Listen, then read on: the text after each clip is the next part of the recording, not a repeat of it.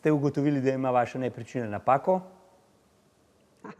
V današnji oddaji bomo govorila o napakah glede dovoljevanja. O stvarnih napakah tega se danes ne bova dotaknila. O tem, kakšne napake so mogoče, pa predvsem kako jih pa rešiti, no o tem bo pa danes tekla beseda.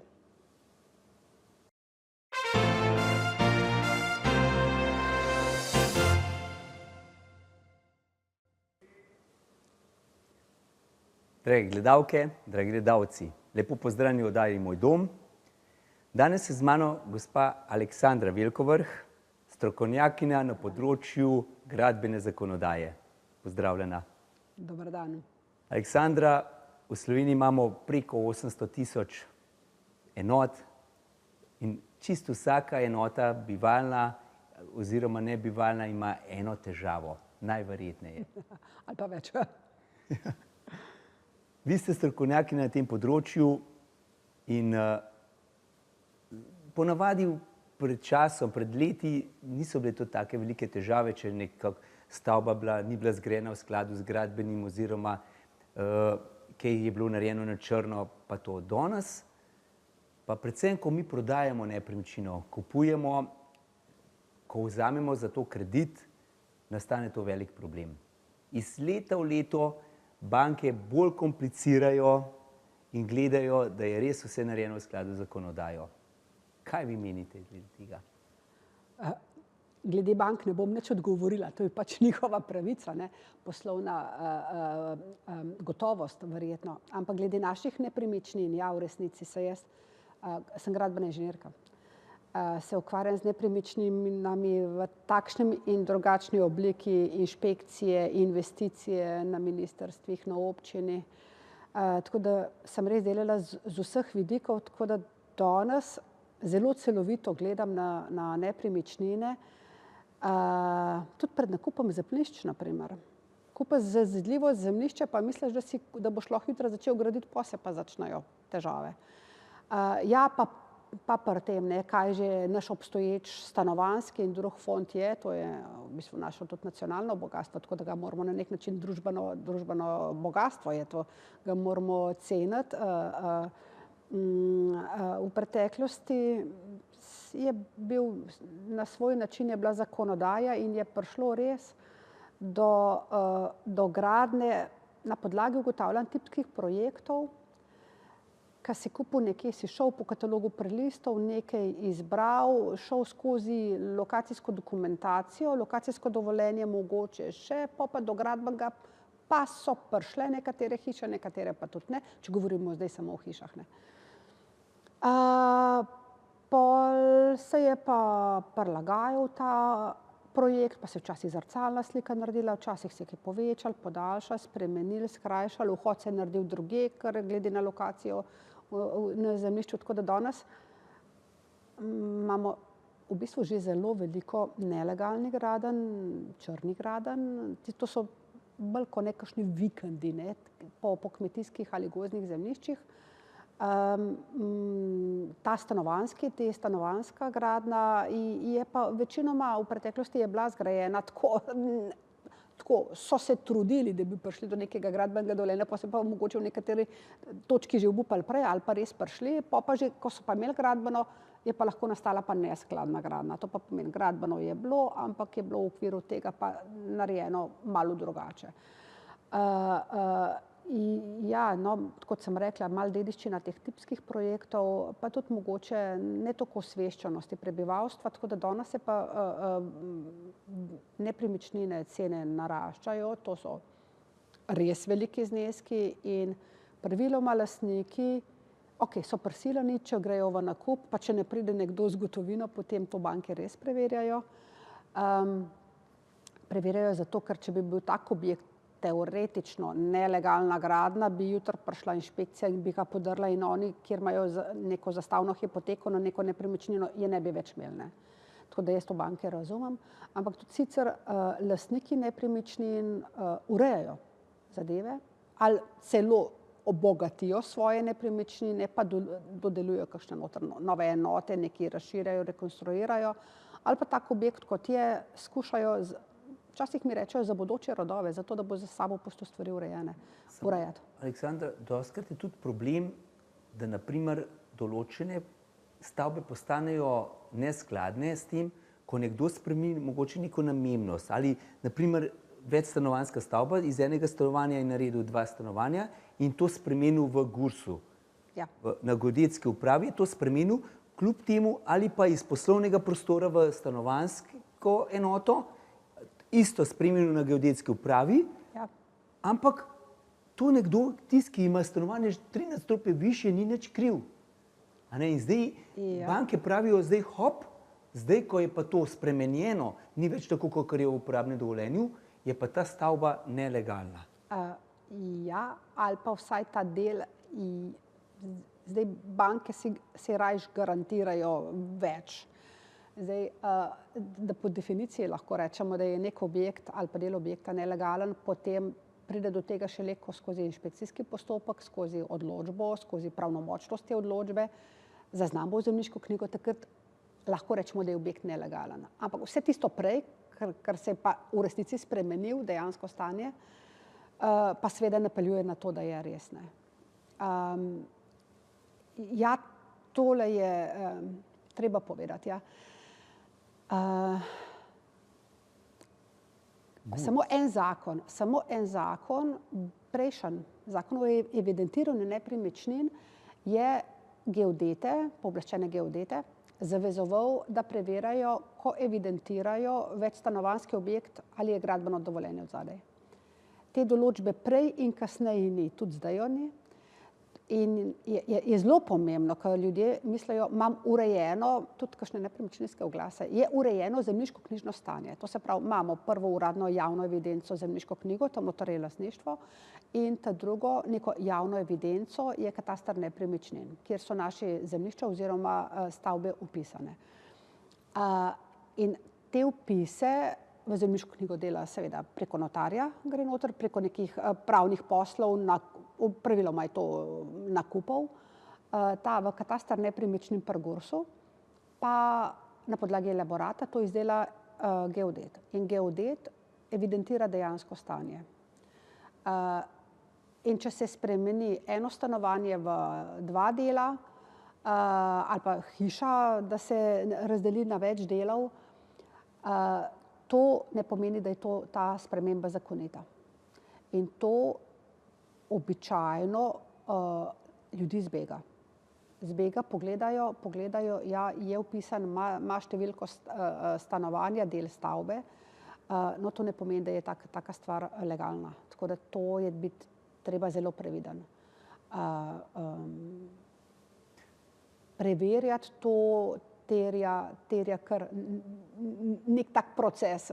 Proces ni tako enostavno pogledati 2 papirja, preč to je vse v redu. Tukaj pri nas zakonodajalec nekako nalaga to odgovornost mogoče nepremičninskemu posredniku, da dejansko je v enem pravnik, v drugem gradbenik in vse te stvari, v resnici pa nepremičninski posrednik samo oseba, ki spravlja v stik kupca in prodajalca. Ja. V tujini imajo poleg nepremičninskega posrednika še enega gradbenega strokovnjaka, ki ugotavlja rečemo stavba, ali je v skladu z gradbenim dovoljenjem, ali je mogoče kaj pokvarjeno že noter, da bi to bilo, in pa seveda pravnika, ki skrbi za pravni del posla. Pri nas je pa to, vsi s prstom kažejo na nepremičninskega posrednika, ki pa ni strokovnjak, to moramo poudariti. Ne. On ni strokovnjak in on ne more vse vedeti. Zato ne bi bilo to slabo, da bi se ljudje posluževali strokovnjakom, kot ste vi, Aleksandra, naprimer, ki tudi pomagate ljudem pri nakupih, pri prodaji, pri samem preverjanju rečemo nepremičnin, če so v skladu z našo zakonodajo. Je tako? Ja, če imajo zakonito, sej na nek način cenilec to preverja. Cenilec, ko presoja neko nepremičnino, pogleda tudi dovoljenja. Samo pol on, ali mu je predložen, ali mu lastnik predloži samo gradbeno dovoljenje, ali tudi uporabno, ali na podlagi gradbenega dovoljenja tudi projektno dokumentacijo, da lahko presoja skladnost. še velikokrat starejši objekti, tudi na podlagi gradbenega dovoljenja, se ne vidi noter dimenzij in mora biti zadaj še, ker je bilo tako do leta 2003 predpisano še lokacijsko dovoljenje, tam so dimenzije predpisane, tako da to cenilc, ker mu pač dajo, to upošteva noter, pol pa, sicer te cenitve so različne, ampak potem pa reče, dobro, ni in oceni, koliko bi bilo, ne vem, 30 tisoč evrov bi pa stala še legalizacija tega stanja in reče, to se pravi, namesto 200 tisoč evrov je taka nepremičnina vredna 170 tisoč evrov. Samo ne preveri pa, ali je taka legalizacija sploh mogoča. No, tle imamo pa spet težavo. Aleksandra, jaz mislim, da si vzameva kakšno minuto prosto zdajle, da zadihava, gledalci. Da naši gledalci zadihajo, midva so, okej.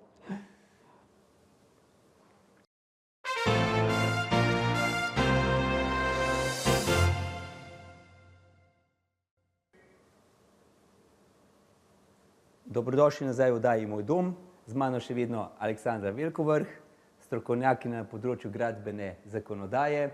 Pogovarjava se o neskladnih gradnjah, o črnih gradnjah, kje so problemi pri nas, a ne. Ravnokar sva govorila o stavbah, v katerih je bila spremenjena ene vrste namembnost iz enostanovanjske v večstanovanjsko, iz enega stanovanja v dva stanovanja, iz poslovnega prostora v stanovanje.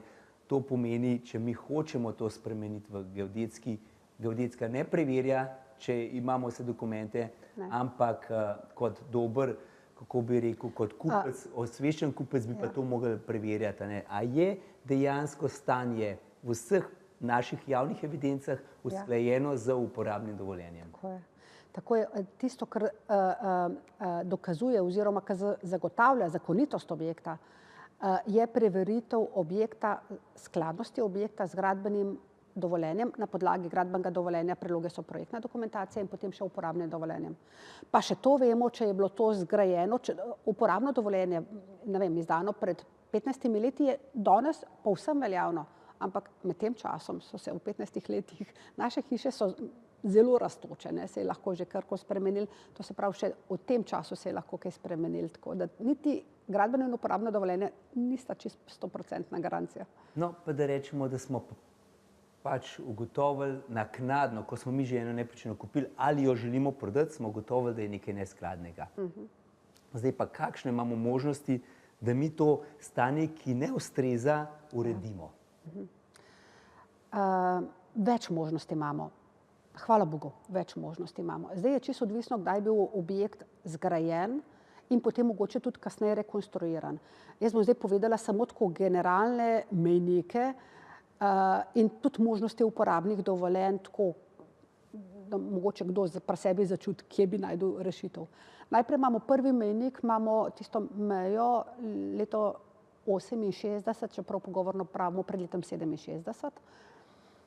Takrat lahko dobimo, dokaj enostavno, ampak vedno gre čez nek postopek, noben ti ne bo dovoljenja dan prinesel, ne, to je jasno. Ti moraš biti aktiven, lastnik mora biti aktiven, dati vlogo, dokazovati obstoj tega objekta pred letom 67 oziroma 31. december 67, da se ni bistveno spreminjala namenska raba, da se objekt ni rekonstruiral, temu rečemo domneva, da ima objekt gradbeno in uporabno dovoljenje.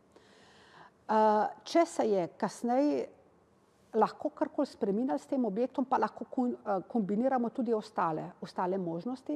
No in naslednja možnost, ki nam omogoča, oziroma tudi objekt, če je bil pa zgrajen pred letom 2005. To trenutno sicer Ustavno sodišče zadržuje izvajanje tega člena gradbenega zakona, glede na to, da prioritetno rešujejo, računamo, da bo to res rešeno, ker je trenutno zaradi tega res, ker stojijo postopki, odprti postopki in sem jaz imela občutek, da je to, vsaj pobuda je bila takšna, samo za neka varovana območja, kmetijska, gozdna, zdaj se je zablokiral cel člen, tudi znotraj zazidljivih območij. Vse stoji, je škoda to. No, to je to leta 2005.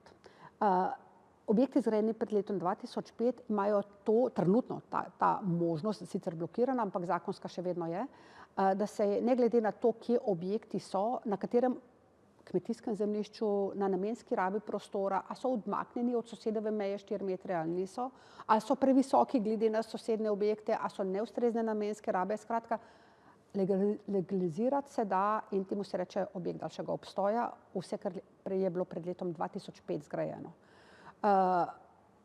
Zdaj, mogoče bo odločitev Ustavnega sodišča to kaj spremenila, ampak trenutno gledamo ali čakamo s temi objekti. Naslednja možnost je objekti zgrajeni tam do podstrehe novembra 2017 nam omogočajo, tam pa gremo skozi legalizacijo oziroma dobimo odločbo o legalizaciji, nam pa omogoča odpustke, da se lahko vežemo na staro zakonodajo, predvsem je to prostorski plan, na stare pupe, tiste stare pupe od leta 1984, da se lahko sklicujemo na njih, če mogoče današnji prostorski plani več ne omogočajo legalizacije, to imamo eno možnost. Potem imamo pa v bistvu tudi možnost, da se preveri, če obstoječ objekt izpolnjuje danes vse predpisane pogoje, glede predvsem spet skladnosti s prostorskimi izvedbenimi akti, potem pa lahko tudi za te obstoječe objekte pridobivamo gradbeno dovoljenje. Tudi v tem primeru potem tudi uporabno dovoljenje, ker pri vseh ostalih, teh, ki sem jih prej naštela, uporabnega ni treba pridobivati posebej zato, ker se z odločbo o legalizaciji ali z objektom daljšega obstoja ali z domnevo šteje, da objekt ima tudi uporabno dovoljenje. Pol imamo pa še, tako da tega je res veliko, pol imamo pa še, če so za objekte bile v preteklosti pridobljena gradbena dovoljenja, imamo pa več možnosti, odvisno kdaj je bil objekt zgrajen, pa ali enostanovanjski ali druge vrste, pa lahko po nekih olajševalnih okoliščinah pridobivamo tudi uporabno dovoljenje. Tako da danes, to, kar imamo danes, možnosti za rešitev naše nepremičnine, obstoječega objekta, to nismo imeli še nikoli. Zdaj, težava je samo ta zamrznjen zakon, ne? Je težava. Na Ustavnem sodišču. Tukaj res stoji ogromno zdajle nepremičnin, ki so bile že prodane, kjer so banke dale kredite pod pogojem, da se v enem letu uredi ta legalizacija. Zdaj, zaradi tega, ker se ta zakon ne potrdi, bomo rekli, spremeni, čaka ogromno nepremičnin. Zdaj, ne vem, mi kot na trgu, tudi delam jaz na trgu, vidim, da je banke pritiskajo na svoje posojilojemalce, kdaj bojo to uredili, oni pa imajo zvezane roke in ne morejo nič narediti. Nekaj prodaj stoji zaradi tega. Marsikaj stoji zaradi V tega. našem podjetju vem, da kar nekaj prodaj stoji, ravno to, ker čakamo, da bomo lahko legalizirali objekt kot objekt daljšega obstoja oziroma da se tudi dokaže, da je objekt bil narejen pred določenim letom, da se to... Bom hudičev odvetnik tle. Jasno zagovarjamo kmetijska zemljišča, gozdna zemljišča, zemljišča ob vodi, ob morju, kjerkoli to je, absolutno ja.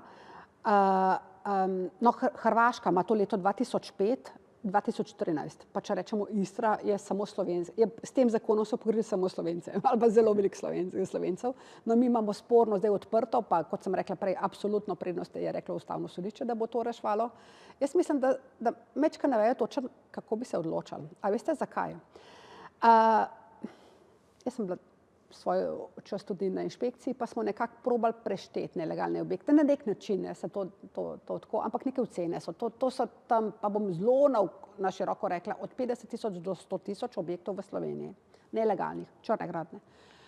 Ok, zdaj pa kaj, čez tole možnost teh 2005 leto, ki je bilo pri eni varianti zakona prej leto 1998, pa smo že premaknili na 2005, pa je bila celo ideja, da bi bila to drsnost.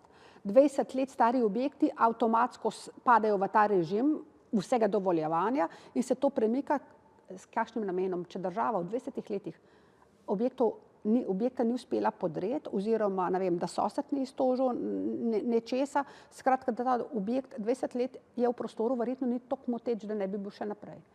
Kje je tle težava?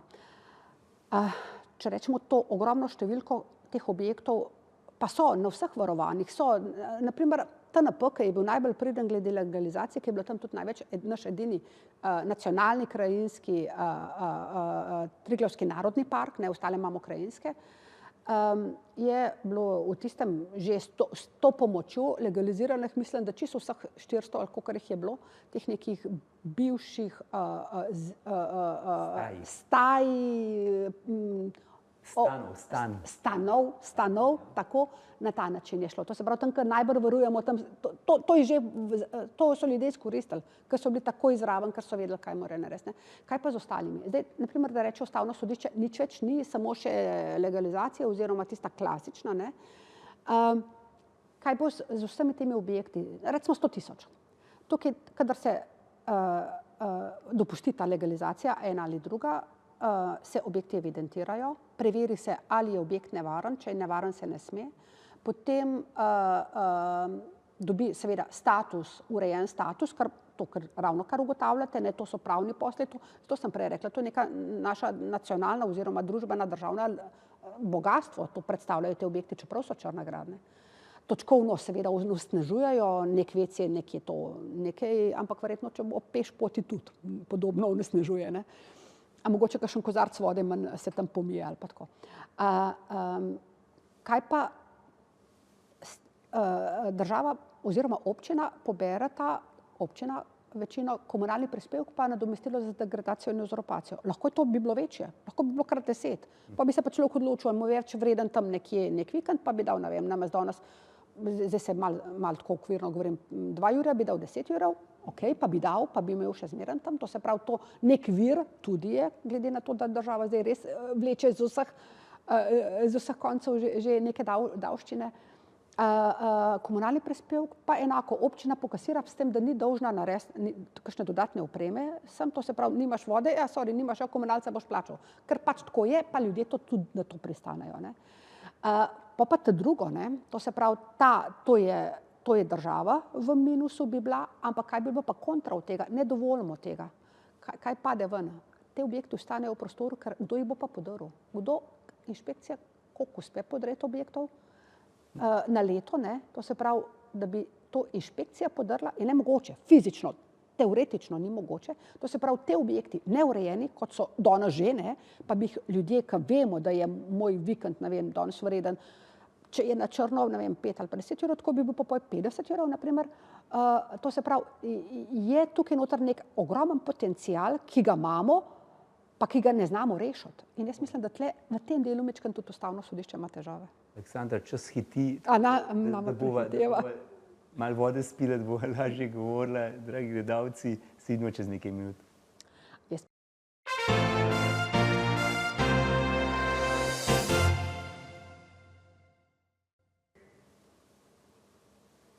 Dragi gledalke, dragi gledalci, spet smo nazaj v oddaji Moj dom, z mano še vedno Aleksandra, pogovarjava se o legalizacijah. Prišla sva na temo, kako legalizirati objekt, zakaj država ne naredi nekaj več, da bi bilo to še bolj enostavno, zakaj ne odmrzne zakona, da bi to lahko delali, da bi ljudje, ki so mogoče pripravljeni plačati kar nekaj višje zneske za uzurpacije, za komunalne prispevke, pa zakaj tega ne poberemo, ker leži na cesti denarja? Ne vem, nimam odgovora na to. Ker tukaj bi ta denar bi šel lahko v infrastrukturo, v vse skupaj, tudi mogoče v gradnjo novih stanovanj, kjer želi država dobiti ne vem koliko denarja z davki, tukaj imamo pa, kjer bi ljudje radi plačali, da legalizirajo svoje objekte, pa ne morejo. Podrli jih pa tudi ne bomo, kot pravim. Kako jaz sem slišal nekje, če je nekdo prijavljen v nepremičnini, ki je črna gradnja? Ja, drži. Da se to ne more podirati. Ja, to je bila zadnja odločitev tudi Ustavnega sodišča, pravica do doma. Na nekem konkretnem primeru je potem zdaj pač nastala 2 člena v zakonu, če 1 leto pred začetkom inšpekcijskega postopka je prebival, mislim, oseba je prebivala, potem lahko uveljavlja to pravico do doma. Sicer je to nek postopek, predpisan postopek, ampak to drži. Ampak nekje ne pride do rušenja, ne? Ne pride do rušenja, ja. Zdaj, tukaj prej sem se pogovarjala o letnici pred letom 1968. Zdaj, tukaj je v zakonu predlog, da se ta letnica prestavi na našo osamosvojitev v letu 1991. Ja, tako je, 91, mislim. Ja, ko smo osamosvojili, tako je na ta datum. In to bo tudi mogoče rešilo kar nekaj, ne, ker največ teh črnih oziroma neskladnih gradenj se je res delalo v 80 letih, a ne. A veste, da jaz sem pa proti prestavitvi. Veste zakaj? Ja. Razlika med tisto leto, če rečemo 67 in 2005, ki ga imamo pa nimamo, ne, je samo, da lastnik plača degradacijo, uzurpacijo pa komunalni prispevek. Pa ne plača. In s tem, to je tisto, pred leto 67 tega ni treba plačati. In jaz mislim, da lastniki bi z veseljem plačali.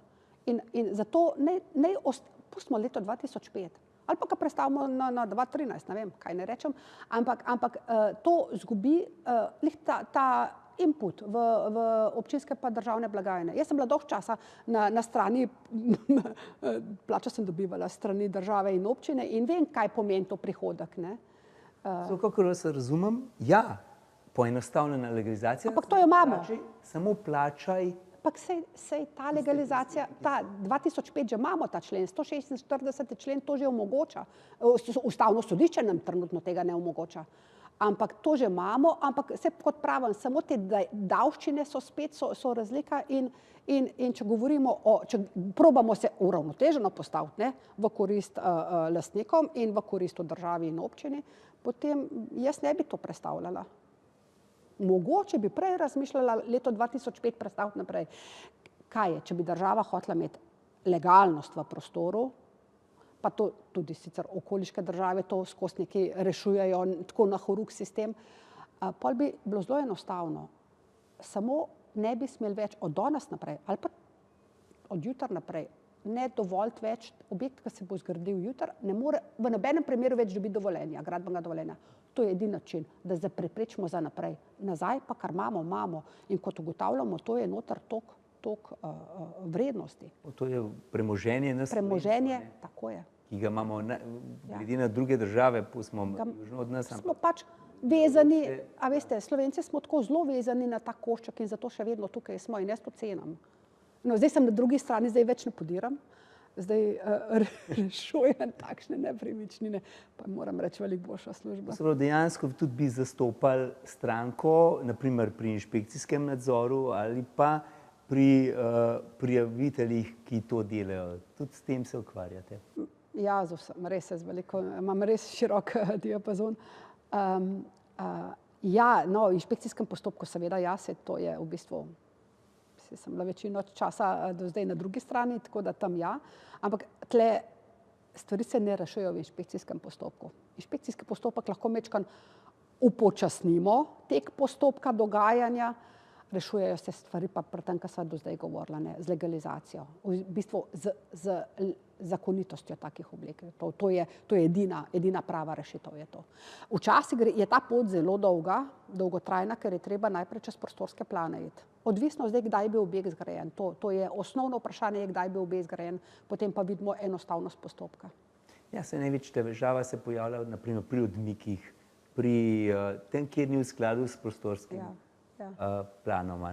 In enostavno vemo, nekje preblizu postavljeno sosedu, nekje, potem ti odmiki, sej imamo pol metra, je nekje dovoljeno, da odstopa od gradbenega dovoljenja.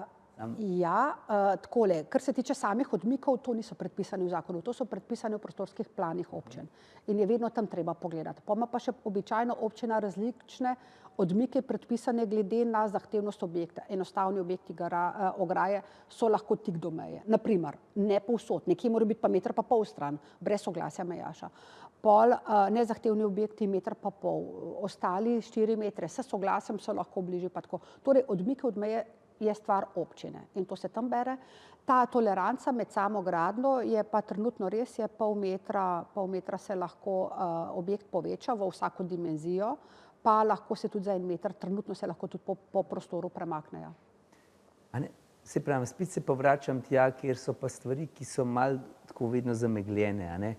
Veliko investitorjev je naredil iz enostanovanjskega objekta večstanovanjski, v Gursu so spremenili to zadevo, prodali te stanovanja, takrat ko banke še niso. Danes pa postane problem, ko hoče nekdo to stanovanje prodati naprej, pa Drži. ugotovi, da nima uporabnega dovoljenja. Ne. Drži. Zdaj pa ponavadi so ti objekti bili grajeni na področju, kjer je možno eno ali dvostanovanjskih hiš, ali dvojčkov, no, bomo rekli, ne, Ja. kjer večstanovanjski objekti niso dovoljeni.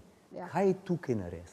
Tudi tle je ena, to nam je že pravzaprav prejšnji zakon o urejanju prostora dal, čeprav ni bilo še namenjeno takrat pri ZUREP 2 še ne legalizacijam, zdaj ZUREP 3 pa tudi to omogoča. Tle je en tak mikrourbanistično planiranje, lokacijska preveritev. To traja nekaj časa in tudi nekaj stane, ampak se da na določenem območju prostorske izvedbene pogoje, tako kot ste rekli, dovoljene eno dvostanovanjske ali pa dovoljene, ne vem, 8 metrov ali pa neke etaže, tok, ne še eno plus, ne, te izvedbene pogoje se da skozi lokacijsko preveritev urediti in prav to gre seveda čez prostorsko planiranje, tudi ministrstvo, občinski svet, nek objekt, ki je v prostoru. Ne vem, 7-stanovanjski objekt, ki pozvoniš ti mamica z dojenčkom, zakreditirana do konca življenja, odpre pa ima črnogradno. In ko je tega zatečenega stanja toliko, ne, je ta mehanizem, da občina reče, ok, imamo tako področje, ampak tista hiša tam že je 20 let ali pa kolikor let je že, podrli jo ne bomo, to se pravi, dajmo jo pa omogočati legalizacijo. Tako da to... Sami parceli, na tej parceli, da imamo... Samo na tej parceli, ja, izključno na tej parceli in se tudi oblikujejo te pogoji na tak objekt, kot danes je. To se pravi, če danes 7-stanovanjski, po tej lokacijski preveritvi ne bo 12-stanovanjski, ampak samo 7. To bo pa omogočal, ta sprememba plana bo omogočila potem pridobitev gradbenega pa uporabnega. Raven to je tisti catch, bomo rekli, ne, da stavbe porušiti ne smeš, ker so prijavljeni ljudje, živijo, a ne. Ja, ja. Imamo črnogradno in dajmo jim omogočiti. Omogočiti pa pokasiramo od njih denar, ne. Komunalni prispevek in vse te zadeve. Zelo enostavno, ja. Tako da, ja, to Ja. je. Tukaj Ja, imamo ja. ogromno enih težav, se pravi, celo informacije, da mogoče 95% objektov v Sloveniji Je neskladnih. Neskladnih. Je neskladnih. To pomeni, da niso čisto po gradbenem dovoljenju. To sem prej povedala, to izhaja ven, kar vidim, ne, te čisto konkretne primere iz teh tipskih projektov. Včasih je bilo tako, a se boš afnal, pa boš imel arhitekta, ne. A se spomnite tistih časov, ne, to je zdaj že sicer malo mimo, ne. Luksus. Ja, to je bil, mislim, tako tisto, te pa tipski ni dosti dober, ne. Tako, to so tisti, ali pa to še časi na svojem pa lahko delam, kar hočem. Ja, a veste, kako je to bilo, ne? Tudi jaz se spomnim, smo gradili, ne? Pa je prišel zidar, pa rekel, pa dajmo tukaj še dve opeki više, pa boš mu zgoraj lahko... Pa bojo imeli tam mlad poj takrat na Ja, točno to je bilo. Pa dajmo tukaj sej, lahko malo povečamo, sej, ko fasada gor, sej fasada je pa lahko... To je bilo avtomatsko, že zidar je to rekel. A veste, še danes, ko se pa ve, ker od 2018 morajo imeti tudi enostanovanjske stavbe uporabno dovoljenje, kar pomeni, da se zmerijo in da se gledajo tisti šare in pol metra gor dol pa tako naprej. Še takrat, ko se ve, pa ko se dela zakoličba, ko se delajo potem projekti izvedenih del, tolerance strižajo. Objekt se premakne, objekt je večji, z izolacijo, z debelino, z vsem. To je čisto naravno, to ni, a veste, to ne odreže z ravnilom. Zidarska mera ni 1 milimeter pa centimeter, je tako, ne, tako da... Samo to imamo srečo, da pri teh enostavnih teh objektih, a ne, ki so pri enostanovanjskih, ni problem, samo izjava nadzornika, izjava... Ki jo pa vsak nadzornik noče več podpisati. No, mislim, Pri enostanovanjskih stavbah rabimo projekte izvedenih del, ker morajo biti skladno s projektom za izvedbo na podlagi gradbenega dovoljenja. S temi dopustnimi odstopanji je treba utemeljiti, ni treba dokazila o zanesljivosti v upravni postopek, ampak nekateri nadzorniki te izjave ne podpišajo, če od zadaj vseeno nimajo nekih meritev inštalacij, plina, elektrike, to so stvari, ki so nevarne v objektu. Tako da tudi to, da tega dokazila o zanesljivosti, to je pa ta dokument izvajalca, ki dokazuje, da je objekt res ustrezno z ustreznimi materiali na ta prav način zgrajen. Tako da je tudi tukaj, nadzorniki pogledajo. Nadzorniki imajo javna pooblastila, da upravljajo to svojo, to so podaljšana roka države. To govorimo zdaj pa pri legalnih gradnjah z gradbenim dovoljenjem. Aleksandra, prišla sva do konca, pa še komaj sva začela, ne? Jaz predlagam, da se še kdaj oglasite pri nas v studiu, ker te teme so res zanimive za naše gledalce. Hvala za obisk. Hvala vam gledalcem, ker ste nas gledali. in se vidimo prihodnjič.